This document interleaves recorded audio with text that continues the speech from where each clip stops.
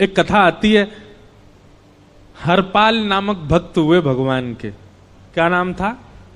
इधर देखो, यहां देखो, सब लोग सुनो। तो हरपाल नाम के एक भक्त थे भगवान के, खूब भजन करते थे, खूब साधना करते थे, नाम जप करते थे, कथा सुनते थे, लेकिन वो ब्याह नहीं कर रहे थे। क्यों?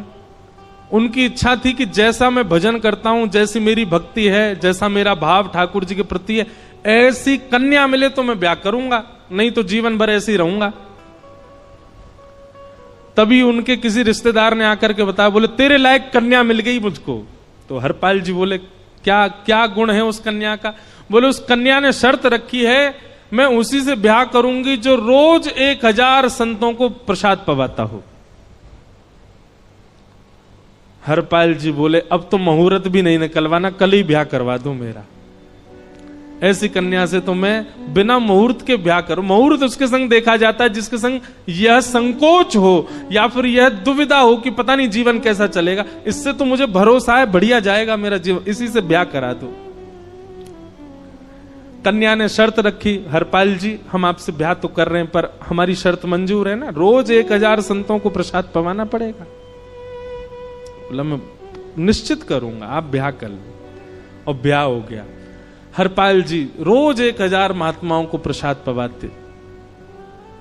अब देखो, अगर कोई संकल्प ले ले कि मैं 1000 महात्माओं को प्रसाद पवाऊंगा,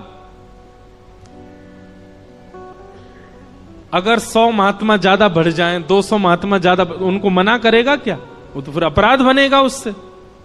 प्रसाद पवाने का संकल्प लिया तो जितने आए सबको बैठाने की जिम्मेवारी उसकी।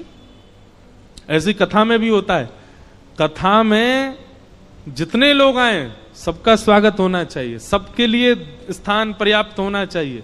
कई जगह प्राइवेट कथा करा, हम तो मना कर देते, मत कराओ भैया, आपको अपराध लगेगा। क्यों?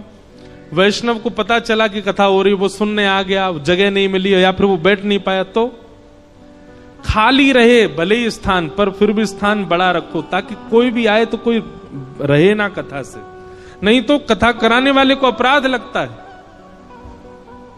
वैष्णव बिना सुने चला गया। तो हरपाल जी ने नियम ले लिया, रोज 1000 महात्माओं को भोजन कराते। अब 1000 की जगह कभी कभी 1200 भी हो जाते, 1300 भी हो जाते, 1500 भी हो जाते। लेकिन हरपाल जी करते कुछ नहीं थे, कमाई का कोई जरिया नहीं था, केवल दादा परदादाओं की पुश्त से जो उनके पुश्तैनी धन था उसी को ही खर्च करते जा रहे थे। 1 साल तक बढ़िया चला, 1.5 साल बढ़िया चला, लेकिन 1.5 साल बाद धीरे धीरे धन खत्म होने लगा। जैसे ही धन खत्म होने लगा, हरपाल जी बड़ी चिंता में आ गए, क्या करें?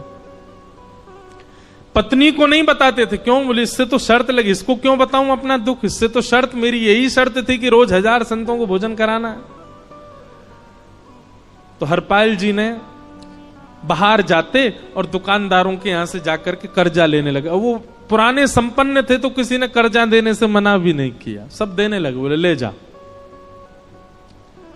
इतना कर्जा कर लिया, 6-7 महीने तक कर्जे में भी उनके संत सेवा बंद नहीं हुई। 6-7 महीने बाद मांगने वालों ने मांगना शुरू किया, बोले हमारा दो, हमारा दो, हमारा दो। किसी का नहीं दे पाए तो पूरे नगर में ये हो गया कि भैया हरपाल जी अब पहले जैसी स्थिति में नहीं है, कर्जा इनको देना बंद करो, ये देते ही नहीं है पैसा लौटा करके। सब बिगड़ने लगा, धन नष्ट हो गया, इज्जत चली गई, लेकिन उनकी संत सेवा नहीं रुकी, रोज संत सेवा करते। एक दिन मन में विचार करने लगे, अब क्या करूं, अब तो मुझे कोई कर्जा भी नहीं देता, गहने भी सारे बिक गए, धन भी सारा खत्म हो गया।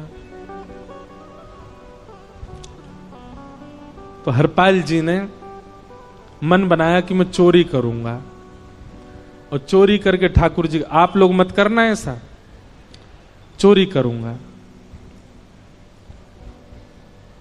हरपाल जी चोरी करने जाने लगे, लेकिन हरपाल जी का नियम था कि वो किसी के धन की चोरी नहीं करते थे। संपन्न लोगों के घर में जाते थे और उनकी रसोई घर की सामग्री चुरा लाते थे, चीनी